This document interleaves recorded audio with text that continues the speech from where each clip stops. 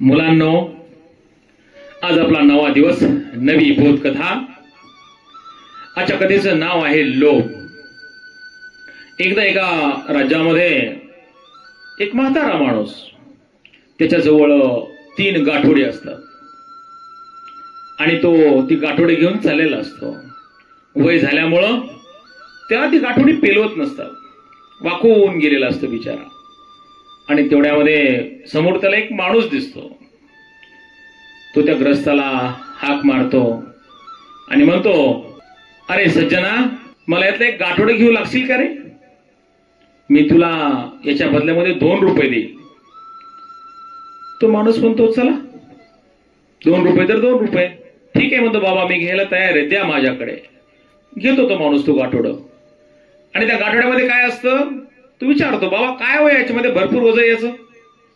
ते म्हणे, अरे त्याच्यामध्ये नाणी आहेत, 2 रुपयाचे, 5 रुपयाचे, 10 रुपयाचे, काय असतील ते.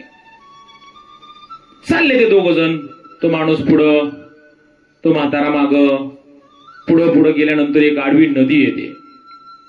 नदी आल्यानंतर ते बाबा माग 2 गाठोडे घेऊन चालत असतात ना, त्यांना परत वाटतं आता या पाण्यातून जायचंय. मग ते परत त्याला म्हणतात, ए बाबा, हे दुसरं गाठोडं घेतो का रे माझ्या जवळचं? तो म्हणतो, ठीक आहे घेतो ना. ते म्हणे, याच्यामध्ये काय? ते म्हणे, याच्यामध्ये चांदीची नाणी. तो म्हणे, घेतो. या पाण्यातून मला चालणं होणार नाही रे बाळा. ते म्हणे, बाबा म्हणाले त्याला, पण हे तू घेऊन पळून बिळून तर जाणार नाही ना?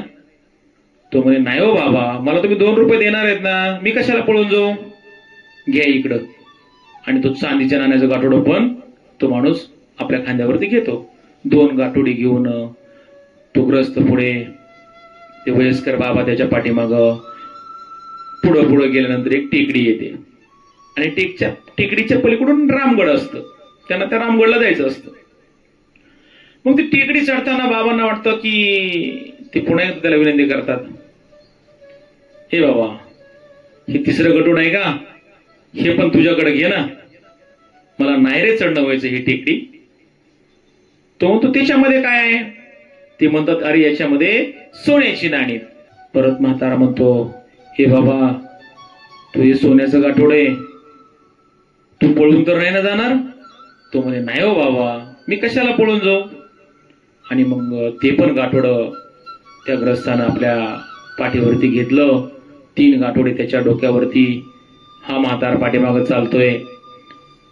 टेकडी चढली आणि टेकडी उतरायच्या बरोबर याच्या मनामध्ये लोभ निर्माण झाला.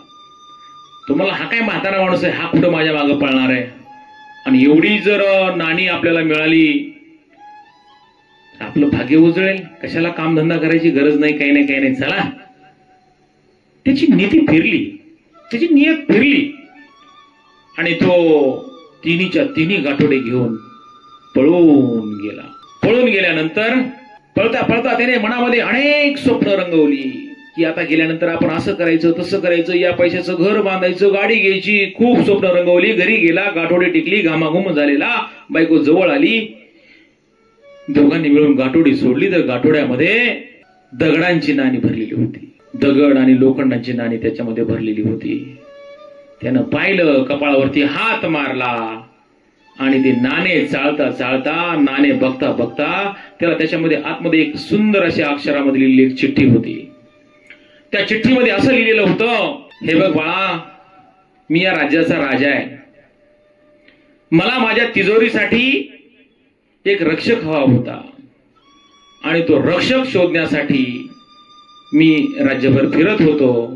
मला एका इमानदार माणसाची गरज होती, परंतु माझ्या परीक्षेमध्ये तू काय झालास? नापास झालास. मुलांनो, या कथेमधून बोध हाच घ्यायचा आहे, जीवनामध्ये देव माणसाची परीक्षा कधी पहिली सांगता येत नाही. लोभ हा माणसाला 100% अधोगतीकडे नेतो. त्यामुळे माणसाने जीवनामध्ये प्रलोभनांना कधीही बळी न पडता आपल्या तत्वांना धरून राहण्यातच जीवनाची खरी दूरदृष्टी असते, है की नाही मुलांना? धन्यवाद.